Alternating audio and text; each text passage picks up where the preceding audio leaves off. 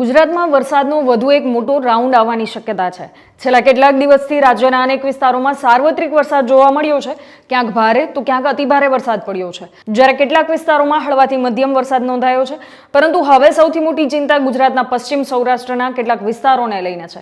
ખાસ કરી અને પોરબંદર અને દેવભૂમિ દ્વારકાના કેટલાક વિસ્તારોમાં હજુ પણ પૂરતા વરસાદની રાહ જોવાઈ રહી છે। અને આ દરમિયાન હવામાન નિષ્ણાંત પરેશ ગોસ્વામીએ આગામી દિવસોમાં ગુજરાતના હવામાનને લઈ અને મહત્વની આગાહી કરી છે। પરેશ ગોસ્વામીના જણાવ્યા અનુસાર ગુજરાતમાં છેલ્લા કેટલાક દિવસથી ચાલી રહેલો વરસાદનો રાઉન્ડ હજુ પૂર્ણ નથી થયો।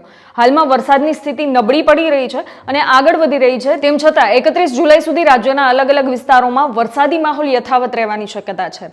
જોકે આગામી દિવસોમાં મોટાભાગના વિસ્તારોમાં હળવાથી મધ્યમ વરસાદની શક્યતા વધારે છે અને ભારે વરસાદની સંભાવના પ્રમાણમાં ઓછી રહેશે। પણ સૌથી મહત્વની વાત છે હવે 31 જુલાઈ બાદના હવામાનને લઈને છે। પરેશ ગોસ્વામીના જણાવ્યા પ્રમાણે બંગાળની ખાડીમાં ફરી એકવાર લો પ્રેશર સિસ્ટમ બની રહી છે। આ સિસ્ટમ વધુ મજબૂત બની અને ડિપ્રેશનમાં પરિવર્તિત થઈ શકે છે અને હાલમાં તેનો ટ્રેક છે એ ગુજરાત તરફ જોવા મળી રહ્યો છે।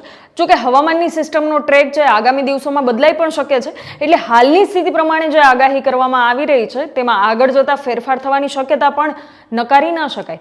પરંતુ જો સિસ્ટમનો વર્તમાન ટ્રેક યથાવત રહેશે તો 1 ઓગસ્ટથી લઈ અને 5 ઓગસ્ટ સુધી ગુજરાત માટે વરસાદનો વધુ એક મહત્વનો રાઉન્ડ જોવા મળી શકે છે। આગામી 1 થી લઈ અને 5 ઓગસ્ટ દરમિયાન રાજ્યના અનેક વિસ્તારોમાં ભારેથી અતિભારે વરસાદની શક્યતા વ્યક્ત કરવામાં આવી છે। ખાસ કરી અને પશ્ચિમ સૌરાષ્ટ્રના જે વિસ્તારોમાં અત્યાર સુધી વરસાદનું પ્રમાણ ઓછું રહ્યું છે ત્યાં આગામી રાઉન્ડ દરમિયાન સારો વરસાદ પડવાની શક્યતા છે। આ વિસ્તારોમાં 5 ઇંચથી લઈ અને 10 ઇંચ કે તેનાથી પણ વધુ વરસાદ નોંધાઈ શકે તેવી શક્યતા વ્યક્ત કરવામાં આવી છે। એટલે કે અત્યાર સુધી જ્યાં વરસાદની અછત જોવા મળી રહી હતી ત્યાં પણ આગામી દિવસોમાં વરસાદનું જોર વધે એવી શક્યતા છે। બીજી તરફ વાત કરીએ દક્ષિણ ગુજરાત, મધ્ય ગુજરાત, ઉત્તર ગુજરાત અને કચ્છ સૌરાષ્ટ્રના વિવિધ ભાગો છે ત્યાં પણ વરસાદી માહોલ જોવા મળી શકે છે। રાજ્યના અનેક વિસ્તારોમાં સાર્વત્રિક વરસાદની શક્યતા છે, જ્યારે કેટલાક વિસ્તારોમાં ભારેથી અતિભારે વરસાદ પણ પડી શકે છે।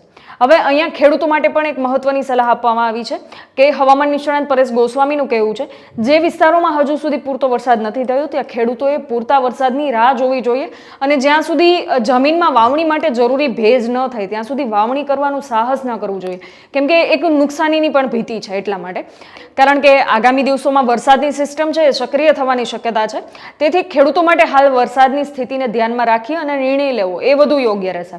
હવે જો સમગ્ર ગુજરાતમાં ચોમાસાની વાત કરીએ તો પરેશ ગોસ્વામીના જણાવ્યા પ્રમાણે ગુજરાતના અલગ અલગ લગભગ 95 થી 97% વિસ્તારમાં અત્યાર સુધી સારો વરસાદ નોંધાઈ ચૂક્યો છે। હા, રાજ્યના કેટલાક વિસ્તારોમાં અતિવૃષ્ટિ જેવી સ્થિતિ પણ સર્જાઈ છે અને ક્યાંક ભારે વરસાદને કારણે જનજીવન તથા ખેતીને પણ નુકસાન થયું છે, જ્યારે બીજી તરફ કેટલાક વિસ્તારો એવા પણ છે કે જ્યાં હજુ વરસાદનું પ્રમાણ ઓછું રહ્યું છે। એટલે સમગ્ર ગુજરાતની સ્થિતિ એકસરખી નથી। ક્યાંક વિસ્તારોમાં વરસાદે તબાહી મચાવી છે તો કેટલાક વિસ્તારોમાં ખેડૂતો હજુ પણ સારા વરસાદની રાહ જોઈ રહ્યા છે।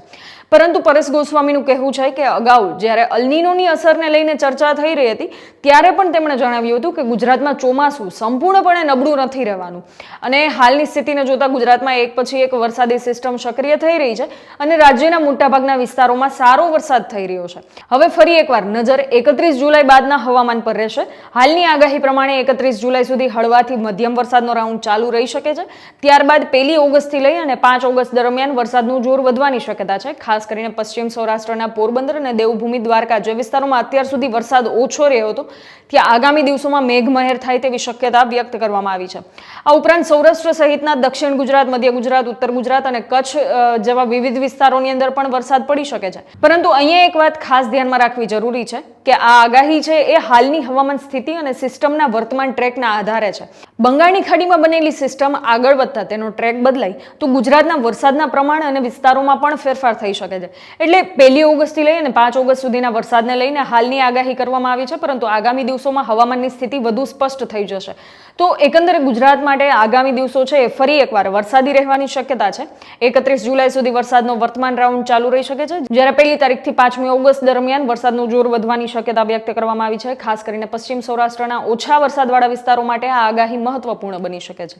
હવે જોવાનું એ રહેશે કે બંગાળની ખાડીમાં બનેલી ડિપ્રેશનની સિસ્ટમ આગળ જતા કયો ટ્રેક લે છે અને તેની સીધી અસર ગુજરાતના કયા વિસ્તારોમાં જોવા મળે છે। હાલ માટે ખેડૂતો અને સામાન્ય નાગરિકોએ હવામાન વિભાગ તથા સ્થાનિક તંત્રની સૂચનાઓ પર નજર રાખવી અને વરસાદની સ્થિતિ પ્રમાણે સાવચેતી રાખવી જરૂરી છે। આ સમગ્ર માહિતી અને આગાહી હવામાન નિષ્ણાંત પરેશ ગોસ્વામી દ્વારા આપવામાં આવી છે અને આવી જ વધુ અપડેટ્સ માટે જોડાયેલા રહો સ્વરાજ સાથે। ખેડૂત ભાઈઓ છે એ ખેતરમાં ડ્રોન ઉડાવતા હોય છે ત્યારે આપણે એક પ્રશ્ન સતાવતો હોય છે કે જે આપણે અત્યાર સુધી જીપીએસ ટેકનોલોજીવાળા ડ્રોન વાપર્યા છે, જેથી કરીને મોબાઈલ ટાવર છે અથવા તો હાઈ ટેન્શન લાઇન પસાર થતી હોય, કોઈ વૃક્ષો હોય, ત્યારે જે જીપીએસ ટેકનોલોજીવાળા ડ્રોન છે એમાં ટકરાય અને ટ્રેસ થાય છે.